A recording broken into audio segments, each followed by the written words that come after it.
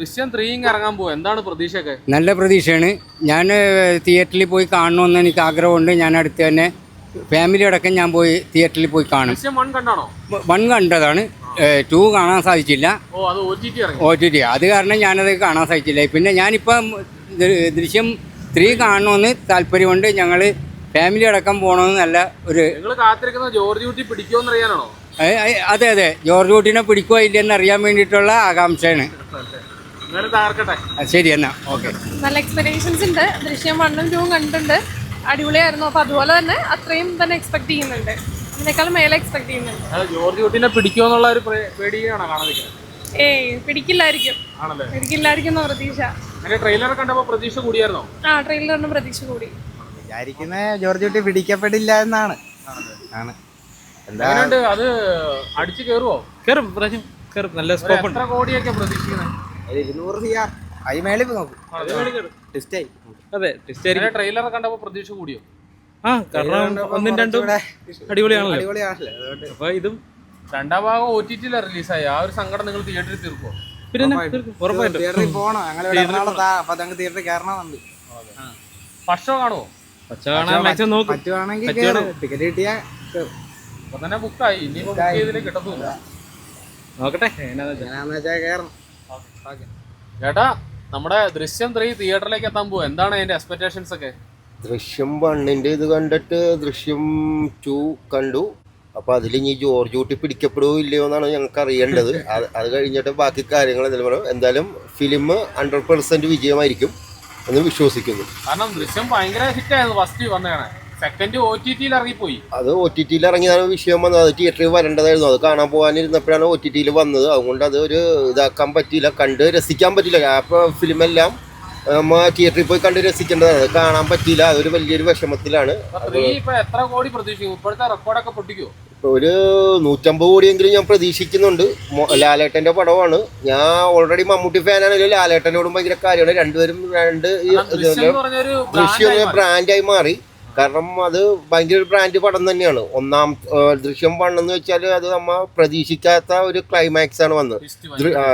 ദൃശ്യം 2ലും വന്നത് ക്ലൈമാക്സ് അതേപോലെയായിരുന്നു. ഇനി ദൃശ്യം 3 എന്താണെന്ന് പറയാൻ പറ്റില്ല. ജോർജ് കുട്ടി പിടിക്കപ്പെടുകയോ ഇല്ലയോ എന്നുള്ളൊരു ആകാംക്ഷയോടെ ഇരിക്കുകയാണ്.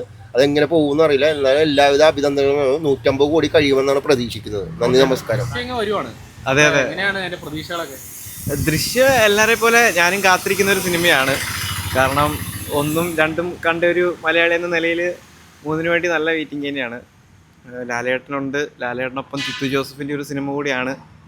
അതുതന്നെയാണ് ദൃശ്യം കാത്തിരിക്കാനുള്ള മറ്റൊരു കാരണം. ട്രെയിലറൊക്കെ കണ്ടപ്പോൾ എങ്ങനെയുണ്ട് തോന്നി? നല്ല പ്രതീക്ഷയുണ്ട്. കാരണം ഇതുവരെ ഒരു സസ്പെൻസ് പൊളിക്കാതെ തന്നെയാണ് വെച്ചിരിക്കുന്നത്. ദൃശ്യം ആയതുകൊണ്ട് തന്നെ അതിനകത്തൊരു ട്വിസ്റ്റ് ഉണ്ടാകും എന്ന് ഉറപ്പാണ്.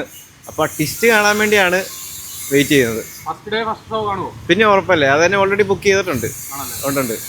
ദൃശ്യം 1 നിങ്ങൾ കണ്ടപ്പോൾ സ്കൂളിൽ പഠിക്കുമായിരുന്നു, എങ്ങനെയുണ്ടായിരുന്നു? ദൃശ്യം 1 കണ്ടപ്പോൾ ഞാൻ 9ാം ക്ലാസ്സിലായിട്ടുള്ളൂ. അന്ന് ആ ട്വിസ്റ്റ് കണ്ടിട്ട് പിന്നെയാണ് ആ ഒരു സിനിമയുടെ റേഞ്ച് മനസ്സിലായി. സെക്കൻഡ് വന്നപ്പോൾ തന്നെ കോളേജിലെത്തി. OTT അത് കണ്ടപ്പോഴത്തേനും ആ ഒരു ട്വിസ്റ്റ് വന്നപ്പോഴത്തേനും അത് കഴിഞ്ഞ് 3ൽ അതിലും വലിയൊരു ട്വിസ്റ്റാണ് പ്രതീക്ഷിക്കുന്നത്. അതെ, പടം നോക്കട്ടെ. നല്ല പ്രതീക്ഷയിലാണ്. പ്രത്യേകിച്ച് ലാലേട്ടൻ്റെ ബർത്ത്ഡേക്ക് തന്നെയാണ് പടം എത്തണത്. പിന്നെ തിയേറ്ററിൽ കാണാൻ സാധിക്കും. അതൊക്കെ തന്നെ വളരെ സന്തോഷത്തിലാണ്, വളരെ പ്രതീക്ഷയിലാണ്. ലാലേട്ടൻ കവിതാ തിയേറ്ററിൽ വരുമെന്നൊക്കെ കേൾക്കുന്നുണ്ട്, പോകുന്നുണ്ടോ? പോകണമെന്ന് വിചാരിക്കുന്നു, എന്തായാലും പോകണം. എങ്ങനെയുണ്ട് 3ലേക്ക് വരുമ്പോൾ? നിങ്ങൾ ഫസ്റ്റ് തിയേറ്ററിൽ കണ്ടതായിരിക്കും? ഫസ്റ്റ് കണ്ടു, സെക്കൻഡ് തിയേറ്ററിൽ കാണാൻ സാധിച്ചില്ല. അപ്പോൾ ഇത് 3 വരുമ്പോൾ നമുക്ക് തിയേറ്ററിൽ കാണാമല്ലോ, അത് നല്ലൊരു സന്തോഷവും പ്രതീക്ഷയിലാണ്. ട്രെയിലർ ഇറങ്ങിയപ്പോൾ ഭയങ്കര പ്രതീക്ഷ കൂടിയിട്ടുണ്ട്, അതെങ്ങനെയുണ്ട് അതിൻ്റെ ട്രെയിലർ? നല്ല പ്രതീക്ഷയില്ല. അയാളുടെ കുടുംബം ശിഥിലമാക്കാൻ അയാൾ സമ്മതിക്കില്ല, ഉറപ്പായിട്ടും.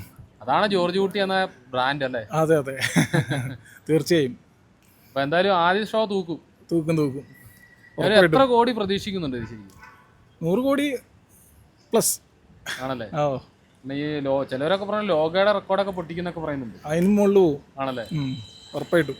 ദൃശ്യം കത്തട്ടെ. ഓക്കെ. ദൃശ്യം 3 ഞാൻ പറയാം, ഒരു മോഹൻലാൽ ഫാൻ എന്ന നിലയ്ക്ക് ദൃശ്യം 3 തകർക്കും എന്നാണ് ഒറ്റ വാക്കിലുള്ള എൻ്റെ പ്രതീക്ഷ. അതുകൂടാതെ മോഹൻലാൽ ഫാൻസിന് മാത്രമല്ല, ഇത് നമുക്ക് സിമ്പിളായിട്ട് പറയുകയാണെങ്കിൽ ലാലേട്ടൻ ഇതിൽ പറയണ്ടല്ലോ, സ്വന്തം ഫാമിലിക്ക് വേണ്ടി ഏതറ്റം വരെയും പോകുന്ന ഒരാളാണ് ആ ദൃശ്യം 3-ൽ ജോർജ് കുട്ടി. അപ്പോൾ നമുക്ക് ഏതൊരു സാധാരണക്കാർക്കും റിലേറ്റ് ചെയ്യാൻ പറ്റാവുന്നൊരു കഥാപാത്രമാണ് അതിൽ ജോർജ് കുട്ടി.